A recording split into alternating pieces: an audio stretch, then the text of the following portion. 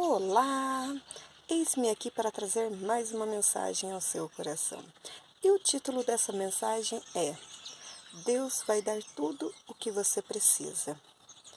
Quão maravilhoso é saber disso, que com o Senhor todas as nossas necessidades serão supridas. Porém, estar no estado de precisar é muito difícil, porque nisso é necessário o se sujeitar. E como é difícil para nós nos prostrarmos, nos inclinarmos.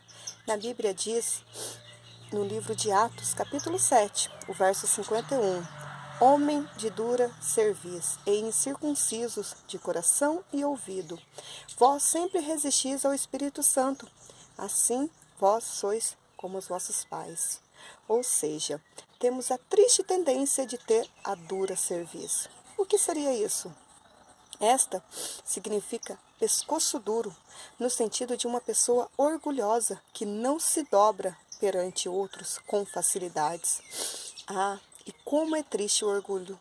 Ele nos impede de viver coisas extraordinárias.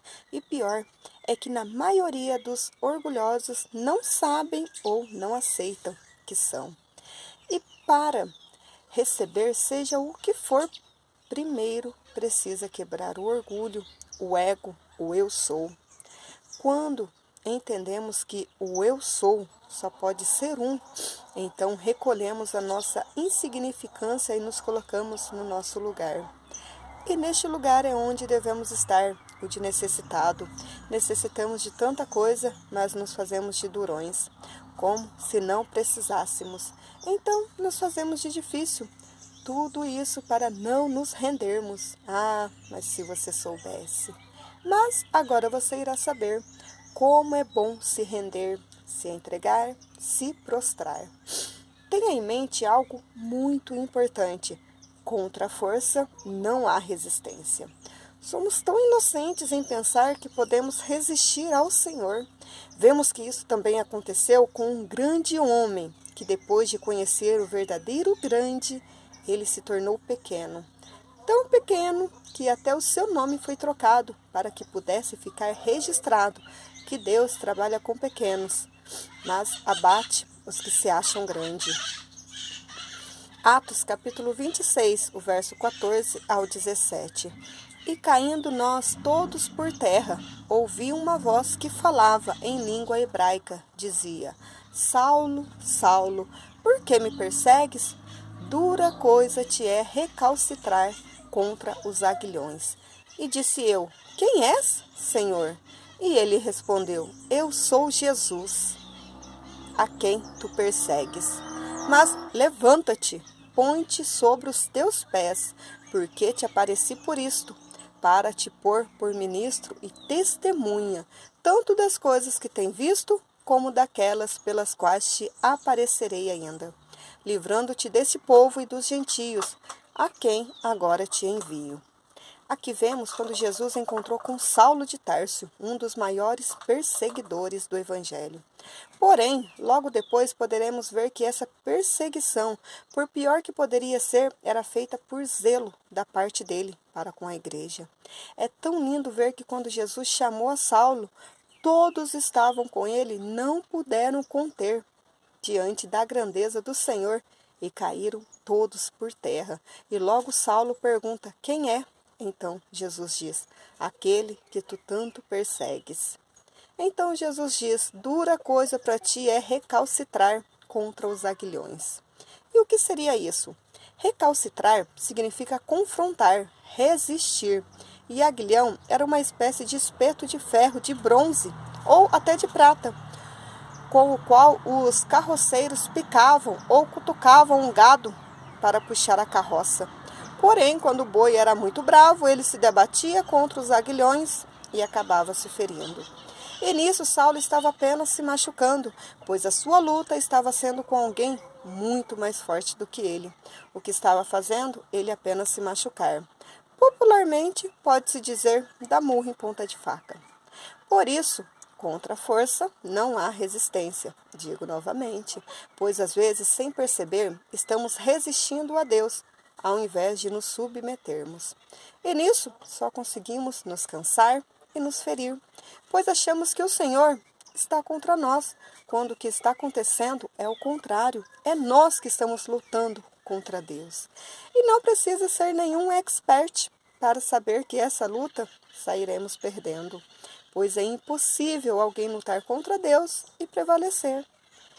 Mas, como todo caso tem a sua exceção, pode-se dizer que sim, teve um fato de alguém que lutou contra Deus e prevaleceu. Pode até parecer confuso. Primeiro eu te digo que não se pode resistir ao Senhor. E depois que teve alguém que conseguiu esse grande feito, vamos lá para mais uma grande história. Aqui temos, digamos, o motivo certo pela tal luta, pois tudo precisa ser conquistado com força. Gênesis capítulo 32, do verso 22 ao 32. Jacó luta com Deus. Naquela noite, Jacó levantou-se, tomou suas 2 mulheres, suas 2 servas e seus 11 filhos para atravessar o lugar de passagem do Jaboque. Depois de havê-los feito atravessar o ribeiro, fez passar também tudo o que possuía. E Jacó ficou sozinho. Então veio um homem que se pôs a lutar com ele até o amanhecer. Quando o homem viu que não poderia dominá-lo, tocou na articulação da coxa de Jacó, de forma que lhe deslocou a coxa enquanto lutavam. Então o homem disse: "Deixe-me ir, pois o dia já desponta." Mas Jacó respondeu: "Não te deixarei ir, a não ser que me abençoes." O homem lhe perguntou: "Qual é o seu nome?" "Jacó", respondeu ele.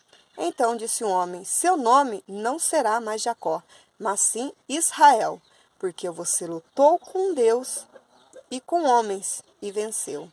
Prosseguiu Jacó: "Peço-te que digas qual o teu nome." "Peço-te que digas o teu nome." Mas ele respondeu: "Por que pergunta o meu nome?" E abençoou ali. Jacó chamou aquele lugar Peniel, pois disse: "Vi a Deus face a face, todavia a minha vida foi poupada." Ao nascer do sol atravessou Peniel, mancando por causa da coxa. Por isso, até o dia de hoje, os israelitas não comem o músculo ligado à articulação do quadril, porque nesse músculo Jacó foi ferido. Aqui vemos que Jacó não somente lutou contra Deus, como também prevaleceu. E nisso, não só a sua vida foi poupada, como também o seu nome foi trocado para Israel. Por curiosidade, mas que faz todo sentido, Jacó, o seu significado é suplantador, em hebraico, ou seja, aquele que segura pelo calcanhar, e em grego significa aquele que lutou com Deus. Já o nome Israel é o seu significado príncipe poderoso que luta e prevalece, soldado de Deus, ou aquele que governa com o Todo-Poderoso. Olha que interessante, todos ou alguns pensam que o nome Jacó era enganador, trapaceiro, mas vemos que já está mostrando algo que futuramente iria acontecer, que ele lutaria contra Deus. Porém, quando o anjo lhe pergunta o seu nome, para então abençoar, ele diz Jacó. Ou seja, antes de se encontrar com Deus, Jacó, para ser abençoado, ele mente e finge ser quem ele não era. Ele diz ser Esaú. Então, ele, por mais que ele tenha mentido, ele então consegue legalmente a sua bênção por parte de seu pai, pois ele conquistou, ele comprou a sua primogenitura. Gênesis capítulo 25, verso 31 ao 34. Jacó respondeu-lhe: "Vende-me primeiro o teu direito de primogenitura. Morro de fome, que me importa o meu direito de primogenitura? Jura-mo, pois agora mesmo." Tornou Jacó, Esaú jurou e vendeu o seu direito de primogenitura a Jacó. Este deu-lhe pão e um prato de lentilhas. Esaú comeu, bebeu, depois se levantou e partiu. Foi assim que Esaú desprezou o seu direito de primogenitura. Antes mesmo que Jacó nascesse, a sua mãe já sabia que o menor reinaria sobre o maior. Porém, Isaque não iria abençoar a Jacó, sendo que quem recebe os benefícios da bênção é o filho mais velho, que seria Esaú. Mas vemos que o que era tão importante para um foi desprezado pelo outro, que tomou com sua força e capacidade ele foi abençoado pelo seu pai. E quando se trata que ele foi um enganador, podemos ver que isso foi fala do seu irmão, que se sentiu lesado. Gênesis 27, o 35 e o 36. Porém, Isaque respondeu: o seu irmão veio, me enganou e ficou com a bênção que era sua. Esaú disse: esta é a segunda vez que ele me engana. Foi com razão que puseram nele o nome de Jacó. Primeiro ele me tirou os direitos de filho mais velho, e agora tirou a bênção que era minha. Ou seja, pela boca de muitas pessoas poderão dizer que você é aquilo que você não é. Para Esaú, o nome Jacó já significava enganador, mas podemos ver que não. Isso foi porque ele simplesmente não deu valor em algo tão importante que era a sua primogenitura. Ele a desprezou por simplesmente um prato de lentilha. Para Deus, Jacó era muito mais do que Esaú pensava dele. Por isso, precisamos saber o que Deus pensa a nosso respeito, e não o que os outros dizem de nós. Jacó lutou e prevaleceu. Já Israel significa aquele que viu a Deus. Quando se luta pelos ideais certos, o Senhor nos abençoa. E assim foi com Jacó. O tempo todo ele queria ser abençoado e lutou literalmente com unhas e dentes até conseguir. Agora eu te pergunto, como tem sido a sua busca? Tem lutado por aquilo que tanto deseja? Ou simplesmente espera que venha até você como uma bandeja? O Senhor escolheu a Jacó por sua persistência, garra e determinação. E assim como Jacó, você também é um escolhido. Assim como Saulo também foi escolhido pelo Senhor, pelo seu zelo pelas coisas de Deus. Podemos ver em Filipenses, capítulo 3, o verso do 4 ao 7.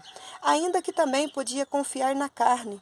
Se algum outro cuida que pode confiar na carne, ainda, mas eu, circuncidado ao 8º dia, da linhagem de Israel, da tribo de Benjamim, hebreu de hebreus, segundo a lei, fariseu, segundo o zelo, perseguidor da igreja, segundo a justiça que há na lei, irrepreensível. Mas o que para mim era ganho, reputei-o perda por Cristo.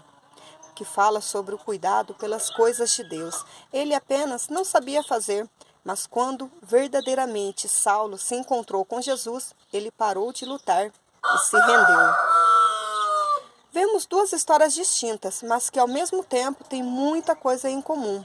Os dois eram homens valentes que lutaram contra Deus, porém com motivações diferentes. Jacó lutou para ser abençoado, já Saulo lutava para que a igreja se mantivesse como era de costume.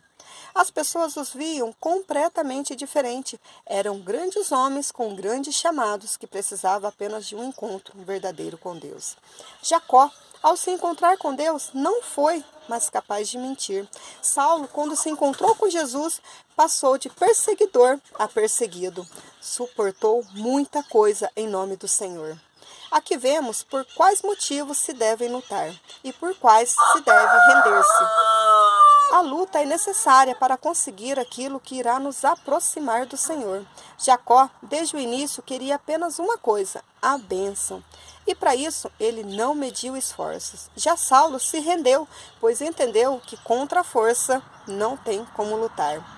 Porém, depois da rendição de um e luta do outro, ambos se tornaram valentes do Senhor.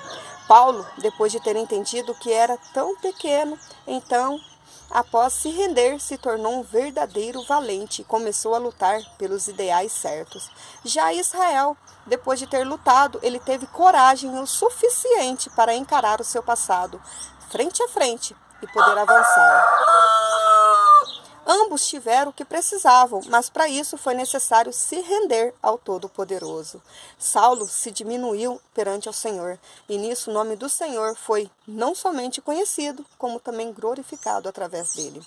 Jacó lutou pelo que era certo e se tornou tão conhecido que o seu nome e que o nome de Deus foi conhecido através dele, pois até hoje podemos conhecer o Deus de Abraão, de Isaque e de Jacó. O Deus de Abraão foi o Deus que promete, já o Deus de Isaque é o Deus que cumpre aquilo que promete, e o Deus de Jacó é o Deus que mantém a realização da promessa.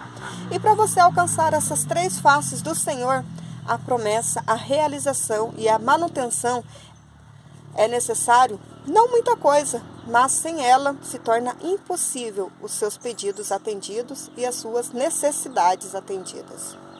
Sabemos que Deus supre todas as nossas necessidades, porém, para então chegar nesse ponto, você precisa no mínimo de duas coisas: se dobrar diante do Senhor e se render à sua vontade.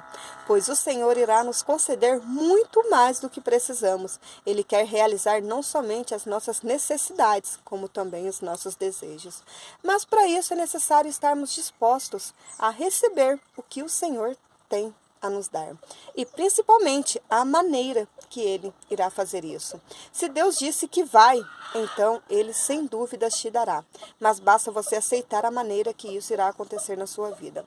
Para ilustrar, eu quero deixar uma história bastante conhecida, que fica no livro de 2 Reis, capítulo 5, do verso 1 ao 16. E Naamã, capitão do exército do rei da Síria, era um grande homem diante do Senhor e de muito respeito, porque por ele o Senhor dera livramento aos sírios, e era este homem herói valoroso, porém leproso. E saíram tropas da Síria da terra de Israel, e levavam presa uma menina que ficou ao serviço da mulher de Naamã. E disse essa sua senhora: antes o meu senhor estivesse diante do profeta que está em Samaria, ele o restauraria da sua lepra. Então foi Naamã e notificou o seu senhor, dizendo: assim e assim falou a menina, que é da terra de Israel. Então disse o rei da Síria: vai, anda, e enviarei uma carta ao rei de Israel. E foi e tomou na sua mão 10 talentos de prata, 6.000 siclos de ouro e 10 mudas de roupas. E levou a carta ao rei de Israel, dizendo: logo em chegando a ti esta carta, saibais que eu te enviei Naamã, meu servo, para que o cures da sua lepra. E sucedeu que, lendo o rei de Israel a carta, rasgou as suas vestes e disse: sou eu Deus para matar e para vivificar, para que este envie a mim um homem para que eu cure da sua lepra? Pelo que deveras notai, peço-vos, e vede que busca ocasião contra mim. Sucedeu, porém, que, ouvindo Eliseu, homem de Deus, que o rei de Israel rasgara as suas vestes, mandou dizer ao rei: por que rasgaste as tuas vestes? Deixai-o vir a mim, e saberá que há profeta em Israel. Veio, pois, Naamã com seus cavalos, com seu carro, parou à porta da casa de Eliseu. Então Eliseu mandou um mensageiro, dizendo: vai, e lava-te 7 vezes no Jordão, e a tua carne será curada, e ficarás purificado. Porém Naamã muito se indignou, e se foi, dizendo: eis que eu dizia comigo, certamente ele sairá, por-se-á em pé, invocará o nome do Senhor seu Deus, e passará sua mão sobre o lugar, e restaurará o leproso. Não são, porventura, Abana e Farpar, rios de Damasco, melhores do que todas as águas de Israel? Não me poderia eu lavar neles e ficar purificado? E voltou-se e foi com indignação. Então chegaram-se a ele os seus servos e lhe falaram, e disseram: meu pai, se o profeta te dissesse alguma grande coisa, porventura não as faria? Quanto mais dizendo-te ele: lava-te e ficará purificado. Então desceu e mergulhou no Jordão 7 vezes, conforme a palavra do homem de Deus. E a sua carne tornou-se como a carne de um menino, e ficou purificado. Então voltou ao homem de Deus, ele e toda a sua comitiva. Chegando, pôs-se diante dele, disse: eis que agora sei que em toda a terra não há Deus, senão em Israel. Agora, pois, peço-te que aceites uma bênção do teu servo. Porém ele disse: vive o Senhor, em cuja presença estou, que não aceitarei. E instou com ele para que aceitasse, mas ele recusou. A apresentação de Naamã é linda, homem valoroso, o qual por ele o Senhor dera livramento. Ele era de muito respeito, porém leproso. Diante das pessoas ele era o cara, capitão do exército, homem de grande respeito. Quando ele colocava sua armadura, ele, digamos, tampava o seu problema. Ninguém, a não ser os seus, sabia da sua dor, da sua doença. Então, por mais doloroso que poderia ser a lepra, o fato de Naamã poder esconder o dava um certo conforto, digamos assim. Pois quando a nossa nudez é descoberta, ela dói muito mais. Mas quando conseguimos manter debaixo dos panos, por mais ruim que seja, ela é digamos, suportável. Mas a lepra, além de doer a carne, ela impedia a pessoa de fazer grandes coisas.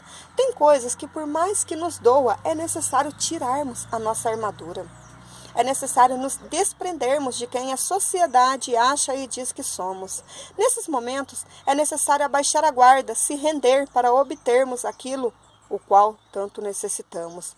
Naamã deu ouvidos o que uma pequena jovem disse à sua senhora, a respeito que teria alguém que pudesse curá-lo. Certamente ele ouviu isso de sua esposa, ou seja, dentro de sua casa, poderia até ele estar doente, mas essa enfermidade não afetava, digamos, a relação familiar. Havia diálogo entre eles e ele soube que aquela informação vinha de alguém de pouca influência, mas mesmo assim ele não foi arrogante o suficiente para não aceitar o conselho da jovem serva. Naamã até então não era orgulhoso, ele sabia lidar tanto com grandes como com pequenos, e nisso resolve procurar o homem de Deus, para que então ele pudesse curar. Ele pede cartas e vai até o rei. Por mais que a informação tenha vindo de baixo, ele trabalha com os grandes, então logo procurou o rei para então dar um jeito naquilo o qual ele tanto precisava.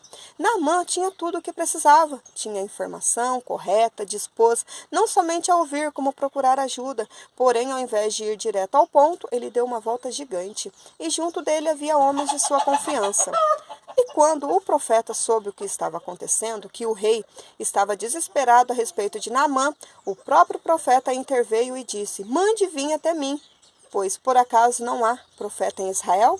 E lá foi Naamã, cheio de suas convicções, achando que sim, seria curado, pois se ele não cresce, ele de fato não daria o trabalho de ir até lá. Porém, ele dentro de si planejou como que seria essa tal cura que ele tanto precisava, pensava ele. Porém, Naamã muito se indignou e se foi dizendo: "Eis que o dizia comigo, certamente ele sairá, pôr-se-á em pé, invocará o nome do Senhor seu Deus, passará a sua mão sobre o lugar, restaurará o leproso. Não são, porventura, Abana e Farpar, rios de Damasco, melhores do que todas as águas de Israel? Não me poderia eu lavar neles e ficar purificado?" Voltou-se e foi com indignação. Segundo as Reis 5, do 11 ao 12. Ele queria não somente um milagre, como também queria a maneira que ele iria acontecer. Naamã se indignou com a maneira que o homem de Deus o recebera. E pior, o que ele mandou ele fazer. Naamã se sentia alguém de respeito e mesmo precisando ele não queria se dobrar a ponto de se render e estar na posição de precisar. Seu orgulho era grande demais para isso, não permitia se dobrar diante de ninguém, mesmo que isso fosse dar a ele o que ele tanto queria, o que ele mais precisava. Ele se ofendeu e preferiu ficar com a dor da doença do que a quebra do seu orgulho. Porém, ele foi com homens de sua confiança, no qual se chegou a ele e disse. Então chegaram a ele os seus servos e lhe falaram e disseram: "Meu pai, se o profeta te dissesse alguma grande coisa, porventura não as faria? Quanto mais dizendo-te: lava-te e ficarás purificado." Então desceu e mergulhou no Jordão 7 vezes, conforme a palavra do homem de Deus. E a sua carne tornou-se como a carne de um menino, e ficou purificado. Segundo Reis 5, 13, 14. Aqui vemos que estes homens arriscaram ao tentar novamente falar com o seu senhor, mas mesmo assim, sabendo o que poderia acontecer, eles falaram. E Naamã, mesmo com seu orgulho ferido, deu ouvidos aos seus homens e mergulhou no rio, que na sua visão poderia ser de outra maneira. Para ele conseguir a cura, foi necessário ele se curvar. A sua dura serviço foi quebrada junto com seu orgulho. Então, o que com ele estava pôde ver quem de fato era o seu senhor, pois ele teve que descer para conseguir o que tanto queria. Naamã tirou a sua armadura, a sua arrogância e desceu, mas a cura só aconteceu no 7º mergulho, pois mesmo ele descendo não foi o suficiente, pois o profeta disse para ele simplesmente mergulhar. E assim ele fez. Porém, um mergulho não era suficiente, teve que ser 7 mergulhos, número da perfeição. Ele de fato pensou que bastava mergulhar, mas não era mais do que isso. Mais do que molhar seu corpo, era necessário quebrar o seu orgulho, aceitar o processo. No caso de Naamã, foi no 7º mergulho. E com você? Quanto tempo mais essa doença irá prevalecer na sua vida? Não basta se molhar, é necessário aceitar, se dobrar diante do Senhor. Ouça o que o Senhor te diz, Ele tem muito para fazer na minha e na sua vida. Certamente muito mais do que você precisa. Ele também quer te dar o que você deseja. Mas para isso, seja humilde o suficiente para descer quantas vezes forem necessárias. E depois disso, certamente sua vida servirá de testemunho para muitos outros. Mergulhe, lute, renda-se ao Senhor e deixe Ele ser o que você precisa. Naamã foi curado não somente da lepra, mas ele, a cada mergulho, se limpava de tudo o que prendia naquilo. Não era apenas a doença. Ele tinha vergonha da situação, o tempo que ele já carregava a doença. Ele até poderia ser alguém diante de alguém, mas ele precisava ser alguém para ele. A doença causou muito desconforto, porém a cura foi muito mais do que ele achava ter. Mas assim é conosco, precisamos estar aptos a aceitar a cura. Precisamos aceitar a maneira que Deus quer fazer na nossa vida. Não basta apenas simplesmente precisar, mas aceitar. Então não perca mais tempo, mergulhe nas águas profundas do Senhor e deixe Ele tratar cada ferida.